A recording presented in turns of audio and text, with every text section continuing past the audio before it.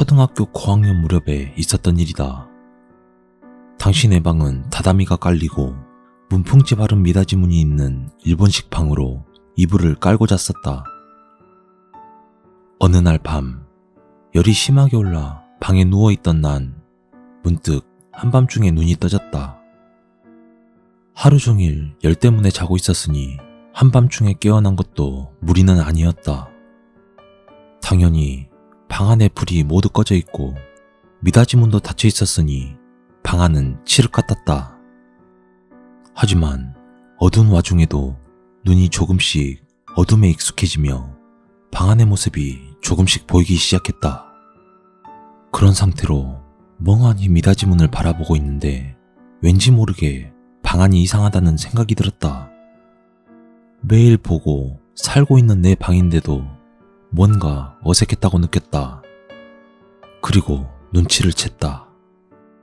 내 방 미닫이 문에는 내가 손가락으로 장난삼아 문풍지를 뚫은 구멍이 몇 군데가 있었는데 어째서인지 그 구멍들이 평소보다 훨씬 많아진 것 같았다. 이상하네. 원래 이렇게 구멍이 많았나? 나는 아직 감기 기운으로 몸이 안 좋았기에 멍하니 누워서 구멍의 개수를 세어보고 있었다. 하지만 아무리 세어도 평소 뚫려있던 구멍보다 훨씬 많았다. 3개 정도 있었을 구멍이 7개로 늘어나 있었다.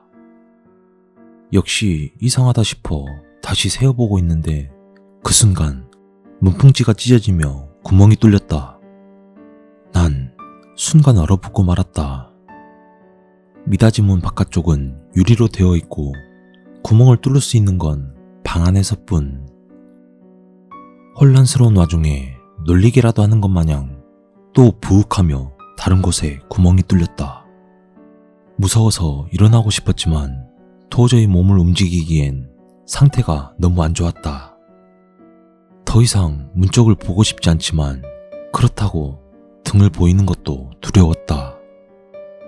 어떻게 해야 하나 고민하고 있는데 갑자기 찢어지는 소리가 나더니 구멍이 5개나 더 생겼고 그 자국은 마치 누군가 5손가락을 펴서 그대로 문풍지를 찢어버린 것처럼 5개의 구멍이 점점 아래로 내려오기 시작했다.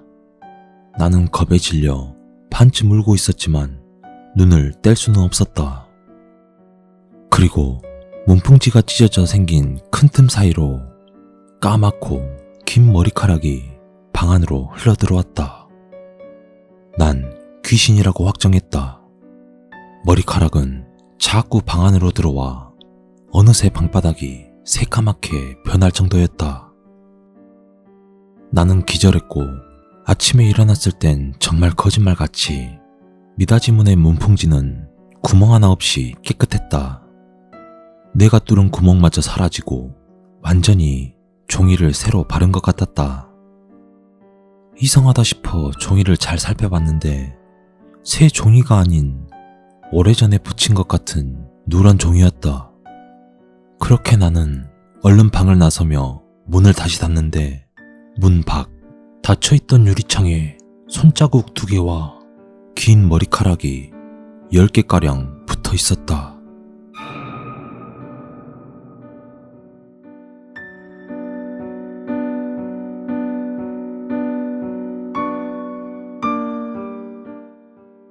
우리 집은 3층 빌라 형태로 우리 가족이 사는 곳은 1층이었다. 내 방은 현관문 바로 왼쪽 방이었고 작은 창문이 있는 벽 쪽으로 침대를 두었다. 그 창문은 고장이 난 건지 한 번에 열리는 게 아니라 몇 번에 걸쳐 힘을 줘야 열리곤 했다. 거기다 완벽하게 닫히지도 않아서 손을 옆으로 눕히면 들어갈 정도의 틈을 남기고 더 이상 닫히지 않았다. 그날은 겨울이었다. 부모님이 맞벌이를 하셔서 늦게 오시는 일이 잦았다. 그날도 어김없이 혼자 거실에서 TV를 늦게까지 보다가 내 방으로 와서 침대에 누웠다. 난 항상 깊은 잠을 못 자고 선잠을 자곤 했는데 꼭 자다가 깨면 가위에 눌리곤 했다. 그날은 특히 바람이 많이 불어서 창문이 흔들리는 소리에 잠이 깼다. 그런데 바람이 불어 창문이 흔들리는 게 아니라 누군가 그 작은 틈에 손을 넣고 미친 듯이 흔들며 작은 창문을 열려고 하는 거였다. 게다가 몸은 안 움직여지고 눈도 감겨지지 않아 그대로 그 상황을 보고만 있어야 했다. 작은 창문이 거의 다 열리자 팔이 들어오고 얼굴이 보였다. 흰자가 보이지 않는 검은 눈동자만 가득한 눈을 한 여자가 머리를 산발한 채 나를 쳐다보며 방 안으로 들어오려고 했다. 차라리 기절했으면 좋을 텐데 몸은커녕 눈도 안 감기고 그 여자가 계속 기어들어오는 걸 보고만 있었다. 결국 그 여자는 창문을 빠져나와 내 침대 위로 올라왔고 그 여자의 검은 눈과 마주치는 순간 기절했다. 다음날 아침 눈을 떴고 내 방에는 나 혼자였다. 난 가위에 눌린 거라 생각했다.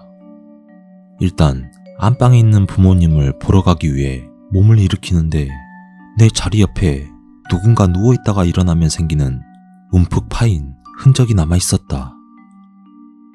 어느 정도 시간이 지나면 그 자국은 없어지는데 방금까지 누가 누워있던 것처럼 남아있었다.